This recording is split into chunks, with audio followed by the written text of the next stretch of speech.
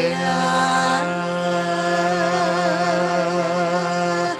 Mikvay, Yisroayl, Havayah,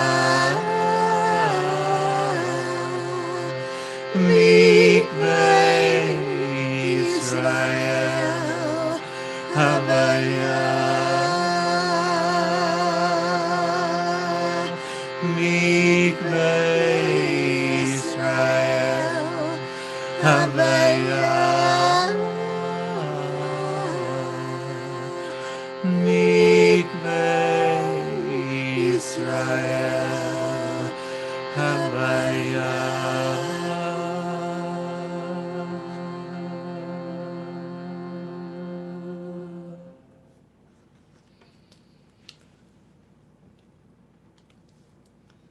Let's just take a couple minutes to float in the God fields, to feel ourselves held, surrounded, infused, purified, cleansed.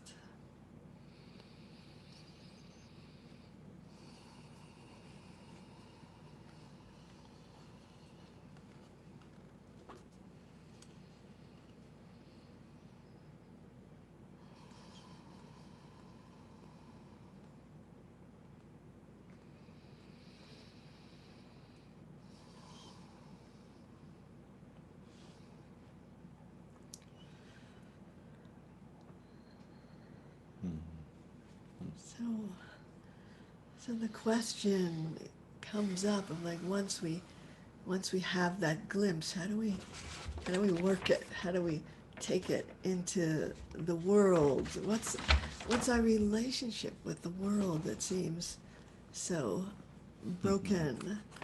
And I wanted to bring this practice that I call the saving power of God consciousness. And it's a practice that I composed or came through back in, I think it was 2008, when I was doing leading a pilgrimage to Machu Picchu and the Sacred Valley. And I was told by the person organizing the trip that we would have an opportunity to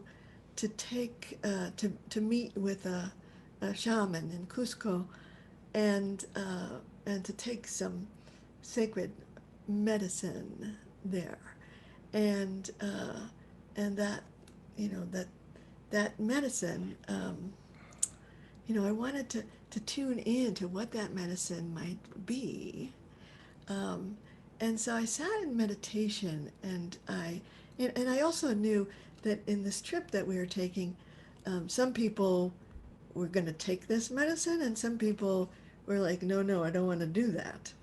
And so I wanted us all to be on the same page, so that even if somebody didn't take this medicine, which was called San Pedro, even the people who didn't take it, we would do this practice so that everyone could tune in to what that medicine was, whether they were taking it or not. And so I kind of asked, what is the medicine? And this verse from the Psalms rose up, and it said, Shiru, so sing.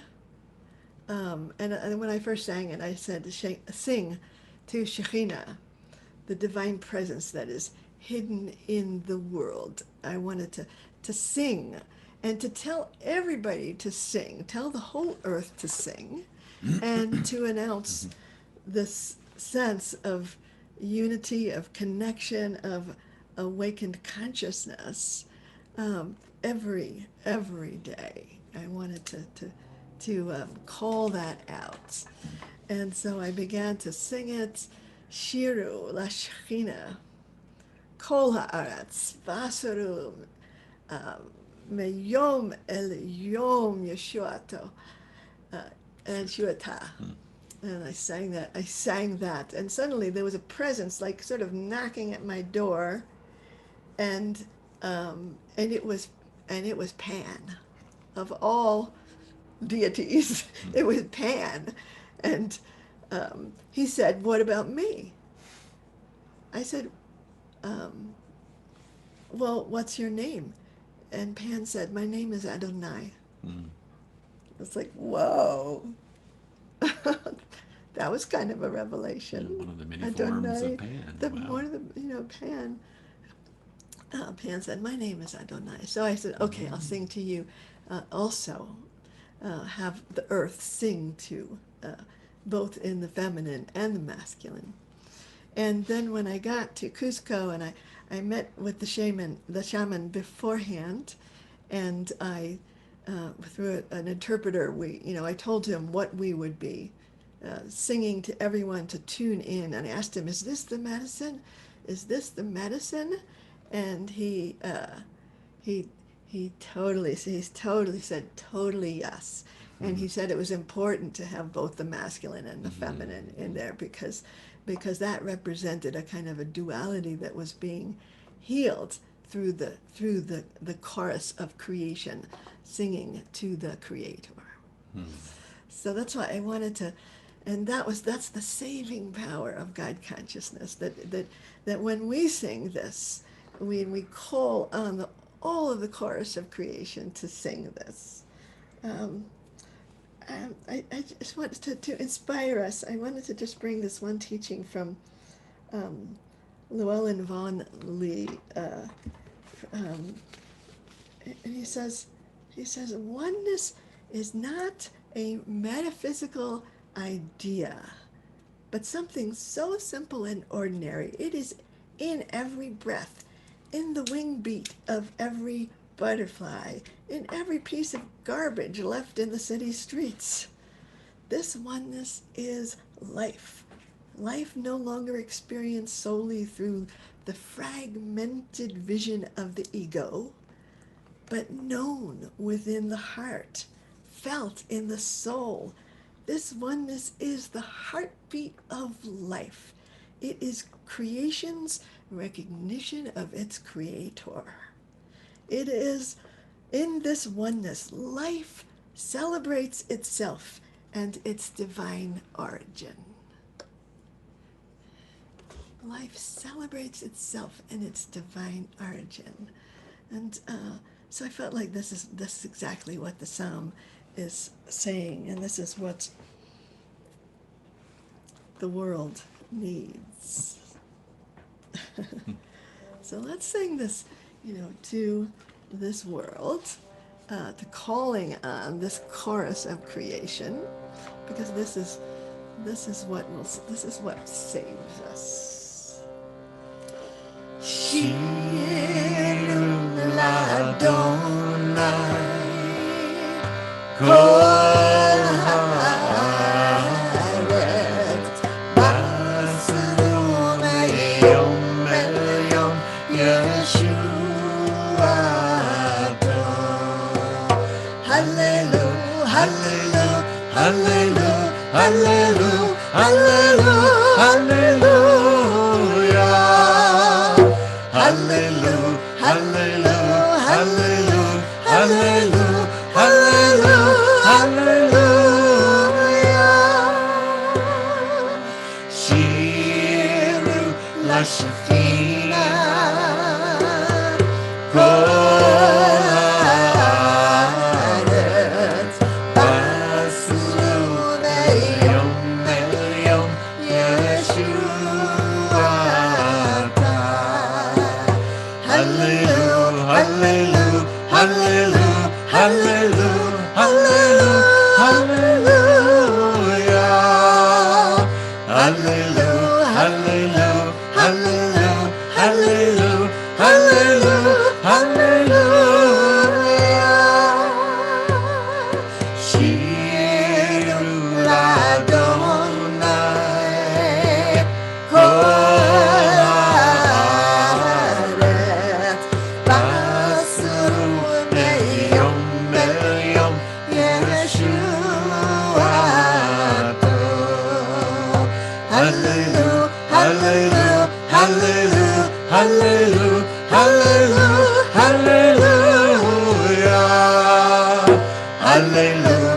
hallelujah, hallelujah, hallelujah. Shiru Ladonay, kol haaretz asru meyom meyom Yisroayl. Hallelujah, hallelujah, hallelujah, hallelujah, hallelujah, hallelujah. Hallelujah, hallelujah, hallelujah, hallelujah, hallelujah, hallelujah. Shiru Ladonay, kol haaretz asru meyom meyom Yisroayl. Hallelujah, hallelujah, hallelujah, hallelujah, hallelujah, hallelujah. Hallelujah, hallelujah, hallelujah, hallelujah, hallelujah, hallelujah. Shiru Ladonay, kol haaretz asru meyom meyom Yisroayl. Hallelujah, Hallelujah, hallelujah, hallelujah, hallelujah, hallelujah. Hallelujah, hallelujah, hallelujah, hallelujah, hallelujah, hallelujah. Shiru Ladonay, kol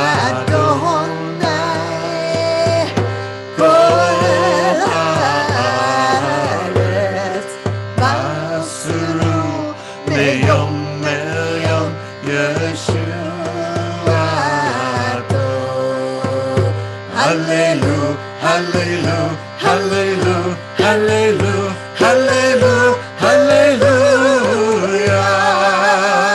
Hallelujah, hallelujah, hallelujah, hallelujah, hallelujah, hallelujah. Shiru Ladonay, kol haaretz asru meyom meyom Yisroayl. Hallelujah, hallelujah, hallelujah, hallelujah, hallelujah, hallelujah. Hallelujah, hallelujah, hallelujah, hallelujah, hallelujah,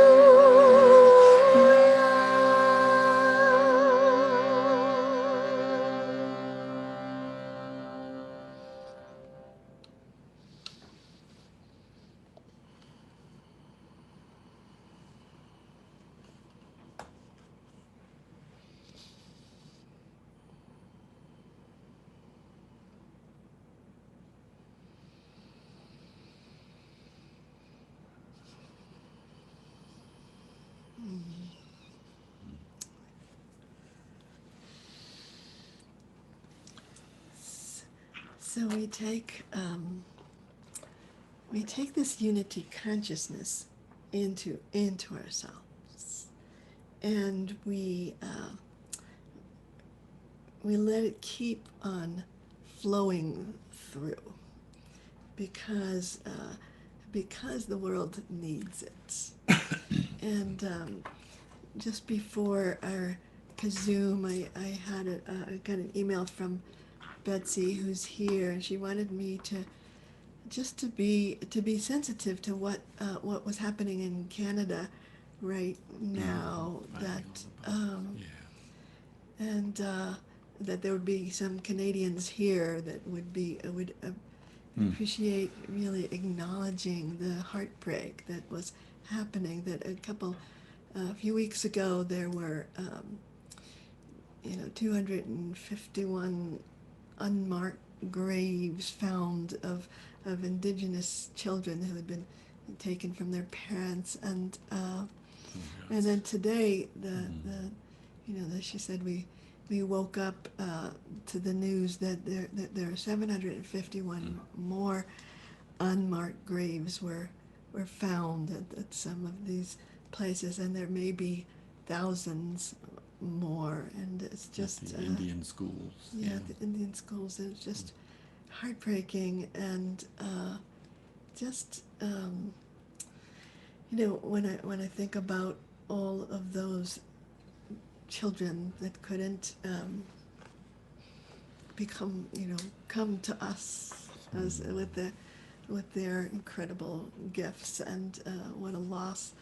So there's a mourning, but there's also kind of a sense of that it's possible now to heal, because some of the things that are being brought to light are meant to put us on this path of healing. And so I wanted to end our KZOOM by taking this sense of unity consciousness and bringing it into our healing presence together. These words from the Aleinu prayer, L'takein olam b'malchut Shaddai, which we're translating here as healing the world through the majesty of nurture. And I think that in that wholeness that we come to, what's born in us is compassion, connection, and we can just keep on channeling that through as the majesty of nurture. So I want to just to dedicate this chant to all those whose hearts have been broken, and who are sort of dealing with the horror of it. Let's just bring this nurture through.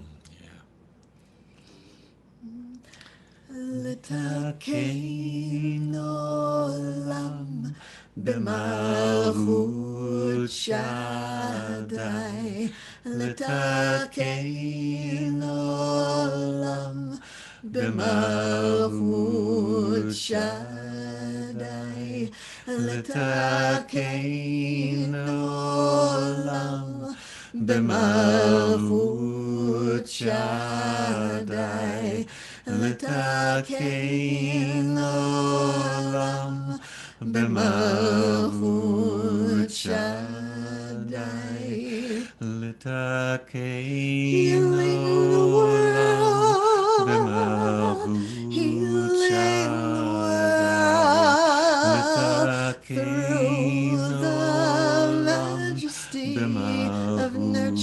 Shaddai, through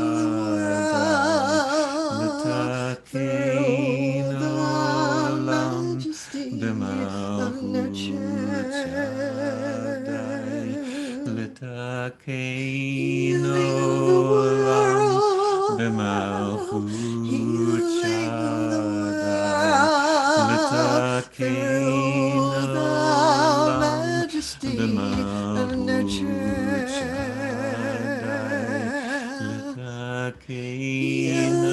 l'takein olam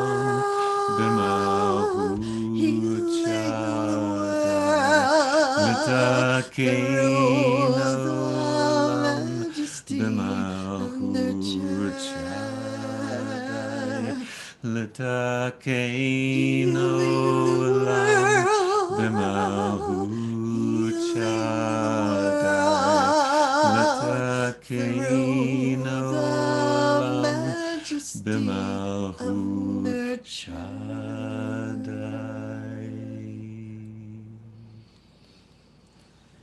So let's allow the flow of our practice to pour into the world, to go where it needs to go. and to allow each of us to be comforted, to be healed in the process.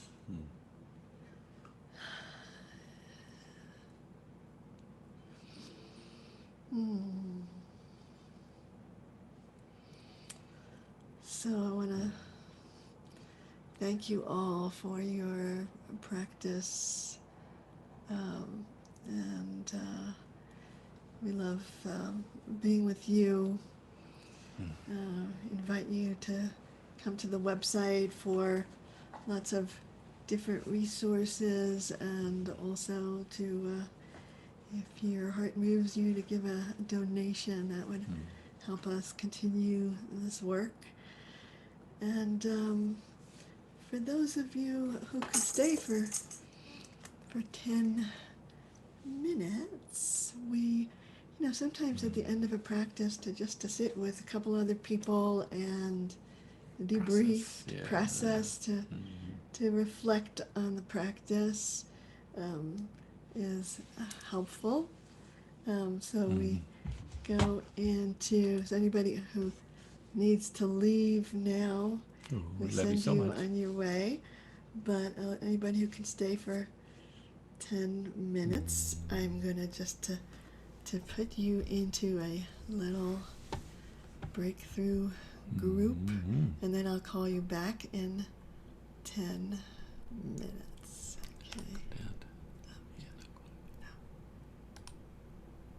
One more? Yeah. Okay. Here we go. I'll call you back. Okay. Oh, hey, Diana.